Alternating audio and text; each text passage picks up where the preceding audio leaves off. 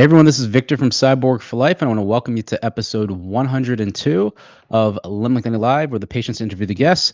And today we are going to do a complications roundtable with patients who have had unfortunate complications after limb lengthening surgery. So, unfortunately, nobody is here as of yet, the guests that I invited. But you know what? This happens sometimes with this type of topic because they do get complications and they last minute they may just change their mind. But let's just see what happens. But let's just see who's here. So who is in the chat? Amen. What's up, man? It's just you. I know. I figured everybody might think that this might happen, and it did happen again. I've tried this a couple times before.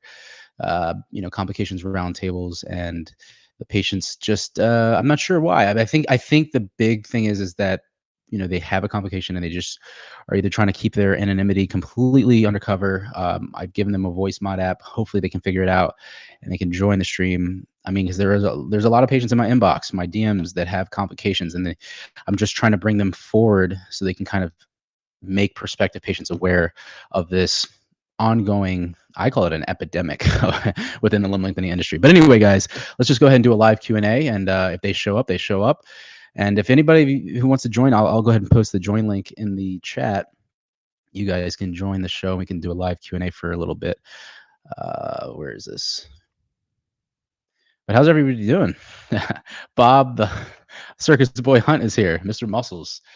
Yeah, I actually did a mini cut for about this past month, so it'll be over by Halloween, and I can finally eat some candy. You're doing better than last week, though. That's good. Hey, did you get lengthening done, Amen? I can't remember if you got lengthening done or not. I don't remember. But let me get this. I'm gonna add you guys in. I'm gonna copy the link. I'm gonna drop this in the chat. So if anybody wants to come on stream, chat for a little bit, that's cool. If not, we can just do a live Q&A through the chat. But I apologize for this. This happens sometimes with this topic. Like I said, they will, send me messages multiple times about their complications. But when I want to bring them forward and talk about it, sometimes they just get a little nervous. Whether it's, I'm not sure why, but we'll figure it out. And I'm sure eventually somebody will come on and it's a very hard topic to talk about. If you sustain a complication from limb lengthening surgery, from going to an inexperienced clinic, it's a hard topic because you decided to do that, and you didn't know any better. But we're just trying to make more patients aware of the clinics to watch out for. So, and I don't want to do it myself because I know who they went to and I know what complications they had, but it's just not right for me to say, hey guys, don't go here because they got this, because I want you to hear from them. That's what we do here. It's all transparency here at Cyborg for Life. So, all right, let's just go ahead and do this live Q&A thing. So you got lengthening done. Gab, you did. Okay, awesome. What limb segment did you get done? How much length did you get? Was it for discrepancy, stature? Fill me in. Amen. Last time I spoke, I mentioned that it'll be a good few years until I decide whether I'll do it. Although that's right. You're in the research phase. That's cool. All right. WK, can limb lengthening surgery fix knock knees? So limb lengthening itself can't, but deformity correction can, and sometimes it can be done simultaneously at the same time. So you will stay subscribed. You better, because we're going up, man. I just got back to doing videos again. I have a pretty decent schedule, so I'm going to try to crank out some good videos here at least until the new year. So we're going to do that. I just saw the live stream come up a few moments ago. Yeah. Maybe it's a little late, but sorry for this, guys. We'll just do a live Q&A. But like I said earlier, is that the guest didn't show up. I sent it to a group of complications. I have a WhatsApp group that's called Limb Lengthening Complications, and there's several patients in there. They all have the join link. They're probably watching right now, but I mean, it's not being brave. It's just being sure that you want to talk about this because it's very sensitive. It's like, you had this complication and it's very hard to talk about it. Would I talk about it? I don't know. It depends on the complication. It depends. It's hard, so I don't blame them. They said they wanted to do it, and then I sent it to another guy who, has been asking me all about it. Yeah. And you know who you are. Where you at, man? You're leaving me hanging. Everyone wants to hear about your complication now. I'm just kidding.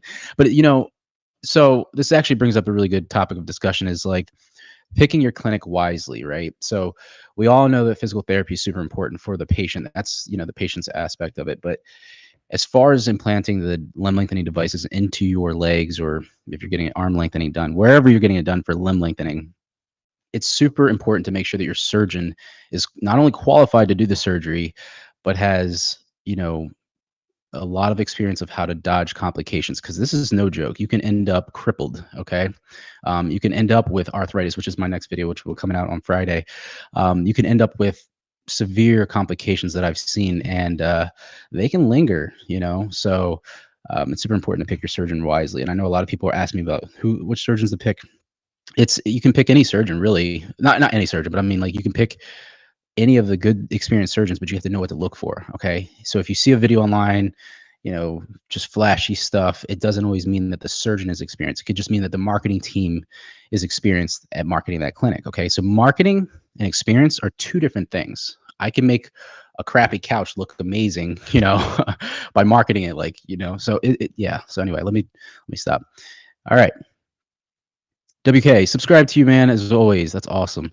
I had a bad incident when I was a kid, and because of that, my shins are short compared to my thighs. Can limb lengthening fix the proportion? Absolutely, it can. Yep, it can. So it depends on how much. I wouldn't get limb lengthening just for fixing your proportions, but you can definitely do that. Absolutely. What's up, Ben? Have a fun night. Discrepancy, 4 centimeters. That's right, Gab. I do remember. Yeah, okay. Wow, same as me. Was it tibia, femur? Cool. Awesome, guys. So yeah, I guess we'll just kind of do this for a little bit, and we'll see what happens. But we'll run this for, like, let's do a short one today, so I can go draft some more videos. No, I'm just kidding. Let's see here. Jonathan Lumberg is asking, how many surgeries should a doctor have performed to be considered experienced? It's not even. See, that's the funny thing.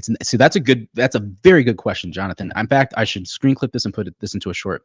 So it's not the amount of surgeries that a surgeon has done. That does factor into it, but it's not a direct correlation. It's how many successful surgeries they have done, and how many complications they've dodged, right? It doesn't matter. Like, you could suck at baseball and hit the bat, I mean, swing 1,000 times. If you don't ever hit the ball, it doesn't matter. You're not good, right? It's how many at bats you have and how many times you can smack that ball out of the park. So the really good surgeons, they catch on good. They click with the surgery. They understand their surgical approach. They know how to dodge complications, and they make sure their patients are walking out the same way that they walked in day one. That's an experienced surgeon. Okay. If a surgeon just gets 40 patients a month, they don't have time to, like, kind of check in on all the patients, make sure that they're dodging all the complications. They're ending up with knock knees. They're marketing this stuff. And, they just have all the patients. People think, oh, they must be getting all the patients. It must be the place to go. That's not the way to think about this at all. Okay. This surgery it's not the way that it works. If you're a really good barber, you'll get a lot of people, for haircuts, because you obviously know what you're doing. But for limb lengthening, it's a little bit different. So, metaphysics. Hey, Victor, you're doing such a noble thing, creating awareness and being honest. Thank you. I appreciate that. I'm trying to, man, because, like I said, I didn't know enough when I first got into this. When I was looking for a surgeon, I just Googled, I knew about limb lengthening after watching the documentary or whatever I watched way back when. And I found out, a surgeon who I wanted to do the surgery. It was John Herzenberg. And unfortunately, I realized he only worked on kids. And I was like, oh, and they said, you have to get, Janet Conway. I was like, I gotta get this lady, she's gonna break my legs. And don't get me wrong, it wasn't like, sexist or anything like that, but I didn't know who she was, right? So I was fearful that, it may not have turned out well, or I might not bodybuild again. But when I met her in person and she showed me her knowledge of of the surgery, how she measured my discrepancy, and basically how she was going to take the approach to fix me and get me back to the stage and just doing what I love, I was like, this is the surgeon for me. And that's what it's all about, is picking the surgeon who's very experienced, has a team in place. Physical therapy is super important, knows how to dodge those complications, because the goal of, let's say, whether it's discrepancies, deformities, or stature lengthening, is to literally walk out the same way that you walked in, or better if you're getting a deformity correction. So I'm kind of glad I'm not going to hear about complications. Otherwise, I'd have to be worried if it would go wrong. Yeah. But hey, Gav, I hope you got it done with a good surgeon. But no, I know. But it's something that we have to bring to the, to people's awareness, right? Like, because it does happen. It happens a lot more than you would hope that it would. Literally, my inbox, my WhatsApp, my Meta direct messages, there's Discord. People send me messages of complications every day, everywhere. They're not as much as just inquiries about the surgery or people who are doing well, but they're out there, and there's a lot of patients that are getting hurt. So, yeah, man, it's crazy. Great answer, man. I agree. I think a huge part is also how serious they take small matters. It seems acting early, if anything happens, is crucial. Which is, yeah, absolutely taking action early. The good surgeons know what to look out for. They know what might happen if you do this. If you lengthen too fast, you might get some nerve irritation, or you lengthen too fast, you might develop a muscle contracture. You lengthen too slow, you might get a premature consolidation.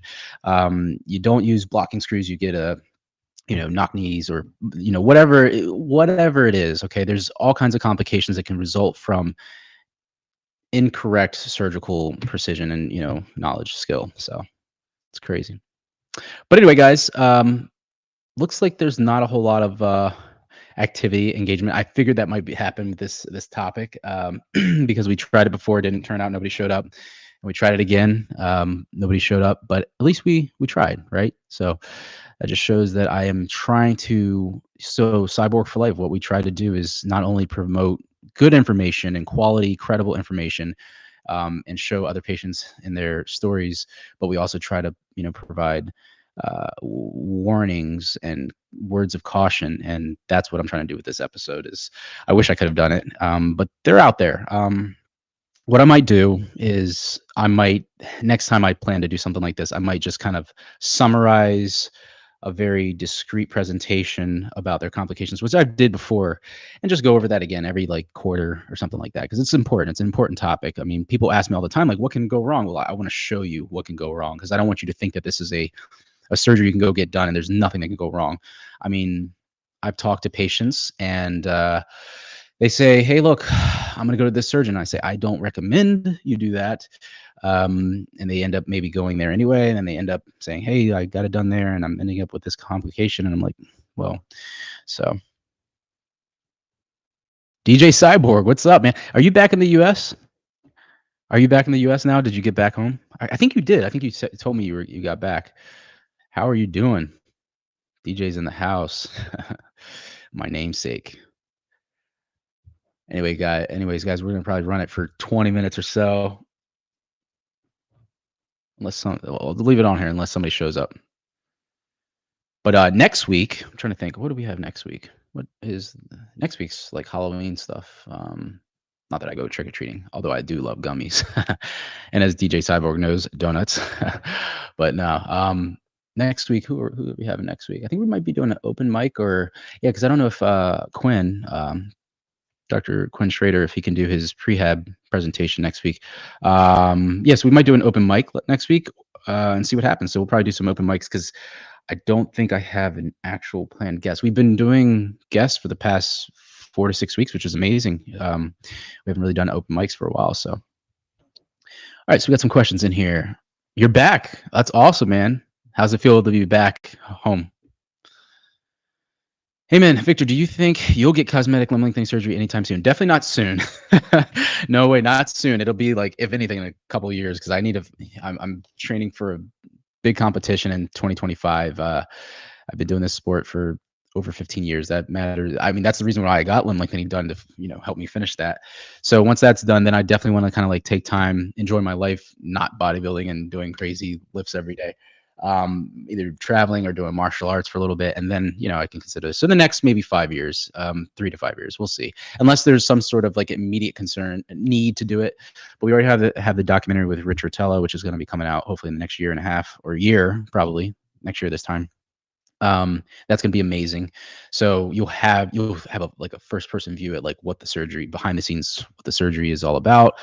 He got it done at the Paley Institute, which is literally best in the world. So you're going to see it, like what an experienced clinic can do for a patient and get 3 inches in height. But yeah, that's pretty much all I don't know. There's no immediate urge for me to get this done. I definitely want to because I have really, like I've said multiple times, I have a really long wingspan and I would love to balance it out. But that's not a reason to get the surgery done. I also want to be 5'11. Like that's something I've always wanted, but there's not a need. And there's never a need, but like I guess there's less of a need because I did get it done once and it takes you out. It takes you out for like, at least 8 months, to get back to a walking normally. Not necessarily. I mean, it can happen faster, like as in Julius's case, which a lot of people didn't believe me that was real. Julius is a real person. Like he's a real patient. I'm not going to disclose who he is, and I don't even know who he is, but no, he's a real person. But anyway, yeah, getting the surgery done, it takes a long time. You have to be able to be willing to put in the time, the effort, the sacrifice, a lot of investment, and you'll get what you want out of it. If you do your research. I was consulting with a patient multiple times, and he's recently selected his surgeon. I'm super happy for him, but he's picked a really good surgeon, and I think it's super important that you do that. Like a lot of people are just seeing one video and they're like, "Oh, I want that," and then they contact that clinic, and then that's all they know. They don't look around. Like you need to open your eyes. Like everything you'll see online is not perfect. Even if you watch my videos, which I would like to say has high quality and it's really credible, and you see other patients' stories, watch other stuff and start to kind of get a full overview of what's going on in the industry. Okay, because one view is no view. That's what all surgeons say. AP view, gotta have a lateral. All right, let's see what else we got in here. Ben, hey Victor, if you're gonna be a major of cosmetic surgery, does after you get your bachelor's degree, does a PhD and master's degree is required? How long does it take? Okay. Okay, so if you mean it like if you're gonna be a surgeon of cosmetic surgery after you get your bachelor's degree, so you actually have to go to med school. So you have to be a doctor first, and then you have to do fellowships. I mean, do your residency in orthopedics, and then you have to do fellowships in limb lengthening, specialize, and you have to get good. You have to do a lot of at bats to be good. So it's a long process. Like you're looking at least, I don't know where you are in school, Ben, but it takes a long time. If that's what you were asking, unless you're asking about me, I only had my master's. Although I did do some med school. So, um, Gav, could you do an episode with Height Journey because he recently got his nails removed? Could you go into detail? Oh, that's right. I forgot HJ did get his nails removed. I should check up on him. Yeah, yeah, yeah. We're gonna do an open mic next week, so he can join. That's right. I forgot about that. Metaphysics. Hey, is it normal that 20 days after finishing tibia lengthening, I still get pain after stretching in my leg, or I have a bit of ballerina? Okay. Not too much, but I assume it's all good once I get into consolidation. Yeah, if it's a little mild bit of ballerina, you're most likely fine. I had a little bit of ballerina too. You're most likely gonna get tight. I don't know how much you lengthened, metaphysics, but yeah, 20 days. It's very natural for that, the muscles to still be tight. Usually, it takes 60 days for that to kind of calm down. I know that I was walking by Thanksgiving of that year that I had it done. By my birthday, which is January 1st, I had like I had a perfect walk by Christmas, but like by my birthday, I noticed that I was like really feeling good, like it was completely good. So that's about 6 weeks. So you're only 3 weeks in, 3 more to go. I remember JP asked a few months ago, last year. I guess they're talking about something else. Yeah, I want to do other stuff first, such as traveling more. Yeah, man, you don't understand. Like bodybuilding, I'm a slave to bodybuilding. Like, don't get me wrong, I could go to other gyms and stuff, but it's hard because you have a routine, and I'm going for a world title. It's not like a game for me. I mean, I enjoy it, but it's not really a joke. I go in there like anyway. DJ, day-to-day stuff is pretty much 100% back to normal. Walking and shopping 5+ miles per day in New York City. Wow. Walking up and down 4 flights of stairs multiple times per day at the apartment and everything. Wow, man. That's what you talk about for an optimal consolidation phase. It's just getting moving, right? Like you move, you remain mobile, you're going to realize that your recovery goes amazing. Like I was back in the gym, I was using the bike every day. And look at DJ walking around 5+. Now he's doing a ridiculous amount of cardio. Like, I would never do that, but he's back to 100% normal. Like that's crazy. I'm super happy for him. And he just got his lengthening done not that long ago. This kid, awesome DJ. That's awesome, man. Ben, if a dude who's 5'5" has bulky legs, will that dude have a huge disadvantage?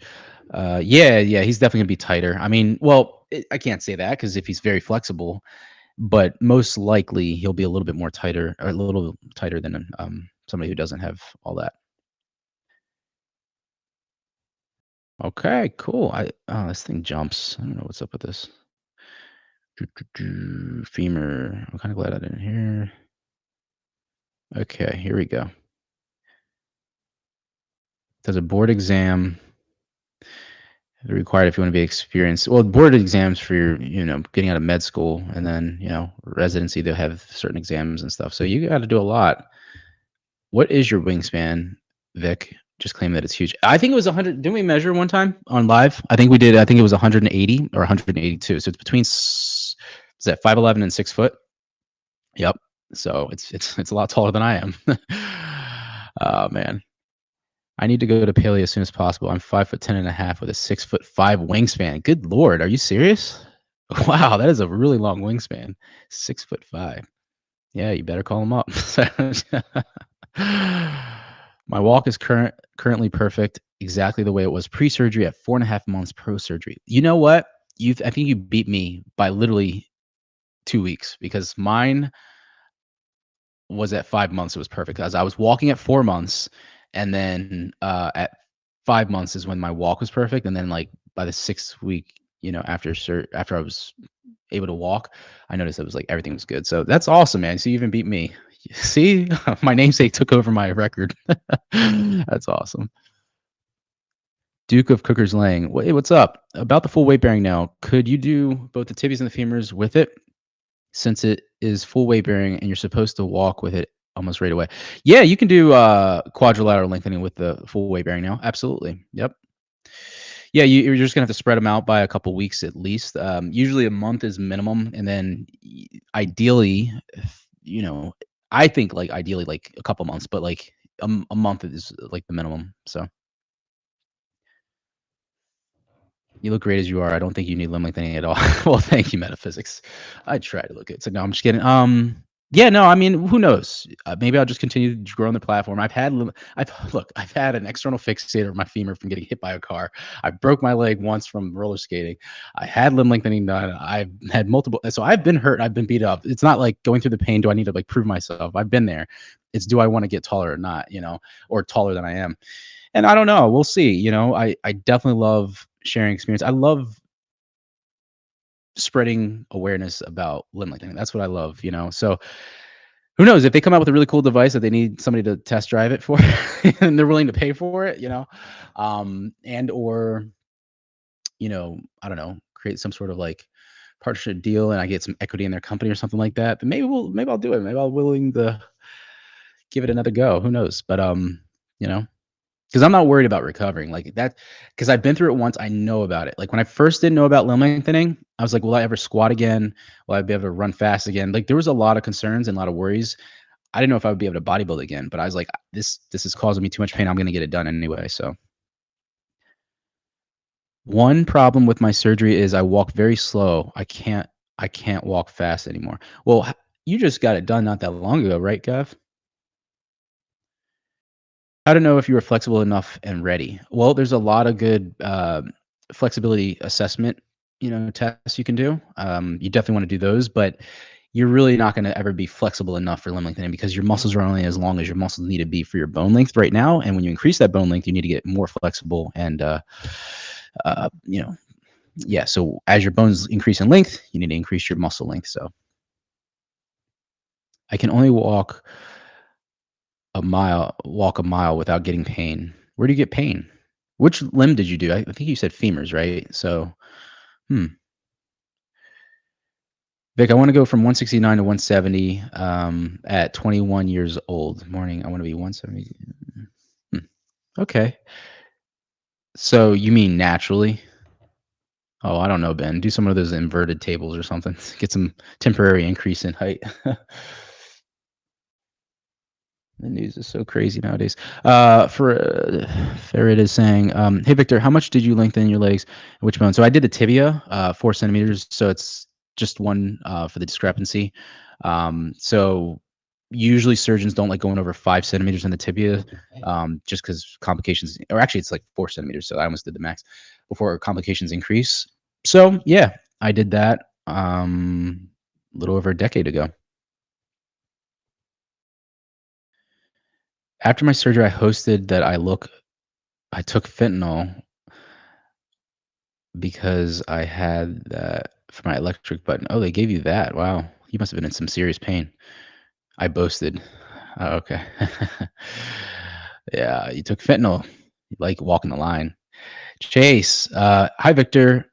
Where would you say is the most reliable country for limb lengthening? I mean, so that's going to definitely be based on your opinion, but I think that if you think about it, we have probably the most experience here in the U.S. Because we have clinics like the Paley Institute, which Dr. Paley is like the most experienced. So he taught a lot of the other experienced clinics. Like he started the ICLL in Baltimore, right? And I think it was him, Dr. Herzenberg, and Dr. Kevin Tetzworth, and from there, a lot of surgeons learned, did fellowships at the International Center for Limb Lengthening, and then they kind of bred off from that. Like, he taught Rosbrook some, Rosbrook taught Boobian some, and then like it kind of spread from there, right? So, everybody you think is an experienced surgeon probably learned, a thing or two or all other things from Dr. Pilley. So he kind of went to Russia, learned about this. This man he's a pioneer, he's a trailblazer. So he kind of brought it all back. So because of that, he almost has everybody's experience all in one, and then he kind of spread his knowledge as the tree of limb lengthening. So that's kind of why the US is kind of the most experienced. Then you have Europe, which is significantly experienced as well. You have Germany. You have a lot of first generation modern day limb lengthening surgeons. And from there, a lot of students and people who've learned. So Germany's another big one that has people like Peter Thaler. There's surgeons all over the world, but a lot of them they have learned from Dr. Paley, believe it or not. So I just listened to a really cool sit down interview with Dr. Paley that he had. He's going to be putting it out. He's going to be doing a Paley podcast soon, and it was a really good interview. And he just talks about his upcoming through the limb lengthening, and is really awesome. So hopefully we'll be able to put that out soon on the channel. Let's see. What kind of accident can I fake when I undergo limb lengthening surgery? I'll be walking funny for a few months. I think skiing is one thing that somebody said to me. Skiing, anything that you like to do physical, like I wouldn't say working out because that's kind of hard to like hurt yourself that bad. I mean, you can, but usually it's something like athletic, like you could say skiing, like a motocross, yeah, anything like that. It's crazy. Duke of Cooker's Lane. Hey Vic, what do you think about temporary height increase during space travel? I don't remember it mentioned during last live about how possible surgical limb lengthening. Just find it fascinating. Through space travel? Excuse me. I'm not sure what you mean by that. What do you mean by space travel? Are we able to do that?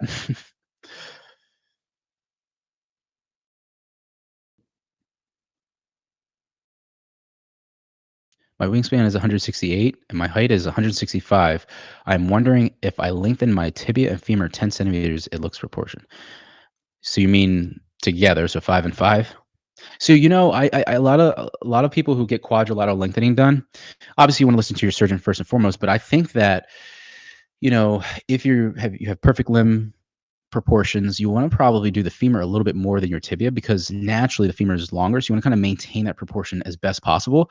It's going to be still a little skewed, but if let's say you're doing 10 total, do 6 and 4, it's a lot more natural on those limbs, and it's more conservative within the femur and the tibia than if you do 5 and 5. You're maxing out on the tibia and you're under maxing on the femur. So I think, and it'll look better for proportions and biomechanics. It's just going to be better overall. So that's the way I approach that. That's actually a really good one. Maybe I should invite Dr. Stu Maker-Lane. I think it's time for that for the biomechanics episode. Let me put that down. That's what we're gonna do. I don't know if it's gonna happen next week, but that's what's gotta happen sometime soon because I've been talking about that for like a year now.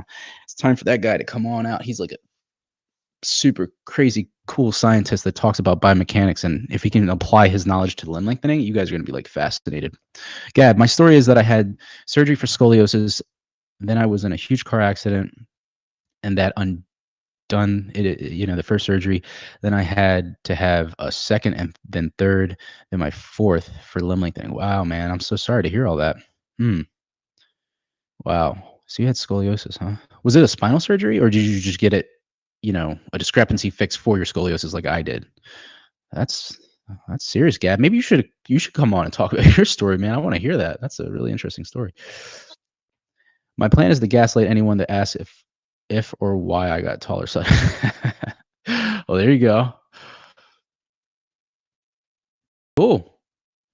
Awesome, guys. I want to hear I want to hear what Gav says about his why he had to get limb lengthening done. I meant NASA has found that the height of astronauts increases approximately 3% over the first 3 to 4 days in weightlessness. Oh no, that's okay. Oh yeah. So I think the reason why that happens is because of spinal decompression. Yeah. So it's just like what we talked about last week. Absolutely. Yeah. Because you don't have the force of gravity as much on your spine, your axial loading is a lot less. So yeah, your spine will kind of like naturally decompress. You'll get a little bit of height from that. So I'm sure that once you get back under the force of gravity, it'll reverse. Cool.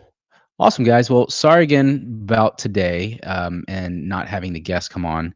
If they message me, which they will, I will have to tell them, shake my finger at them, my virtual finger, and say, guys, why didn't you show up for the live? But no, it happens. Like, you got to understand that these people did this surgery. They didn't deserve what they received. They didn't know any better. But, I was hoping that they would come on and share their experience so that you guys can know better before you guys choose your own, but I'll do that for them, hopefully. Um, it's a serious thing. I hate to see somebody who wants to just do something to make their life better and it makes it worse. That's just not cool. But anyway, it happens. Oh, here we go. Because one leg was longer than the other, so it's putting a strain on the screws. Okay, so on the screws. Oh, so you did get spinal surgery because you had screws in your back. Wow, dang, you must have had some severe scoliosis. Hmm. Oh man. I heard that HJ engineers are getting removed a few days from now. Oh, so is it a few days from now, or is it have they already gotten removed? I can't remember. I can't remember when he said he's getting done. Is it late October? That's cool. Yeah, no, Rich is. We're gonna go down to Florida and get his out in mid-December. Nail removal is it's a process. You're gonna be sore and stiff for a few days. I got it done through the tibia. She had to go back in through the patellar tendon. I hated that. For femurs, it's a lot easier than the tibia because the tibia you got to go through that tendon. It sucks badly, but it's a part of the game. I don't think I, when I did limb lengthening, I don't think I took it nearly as seriously because I was like, oh, it's just another broken leg. But I didn't know enough about the patellar tendon. I was just so scared about the patellar tendon, like, for squatting. I mean, doing reverse lunges with 125 pounds in each hand. I was doing some stupid stuff, but that was after limb lengthening. So um, I got better in his YouTube channel. Oh, okay. Are you gonna get HJ? Yeah, yeah. Like we're gonna have an open mic next week, so he can definitely join and talk about his nail removal. So that'd be cool. 65-degree curve. Wow, man. That's crazy, Gav. Well, I hope it gets corrected, and I hope well, you got the surgery, so 4 centimeters lengthening. So hopefully that helps, and you can do some, manual therapy through either subluxation correction or whatever type of spinal correction you want to do. I don't think chiropractor would do that, or some sort of osteopathic manipulative technique can help out with that. Cool. All right, guys. Well, that looks about it. I know it's dying down. Again, apologize for the guestless show, but we will be back with guests, and we will probably do an open mic next week until I can get some other guests on here. But I appreciate you guys showing up. It was amazing. I love talking limb lengthening, and yeah, we'll be back next week. So until next time, this is Victor from Cyborg for Life signing out. See you guys next time. Peace.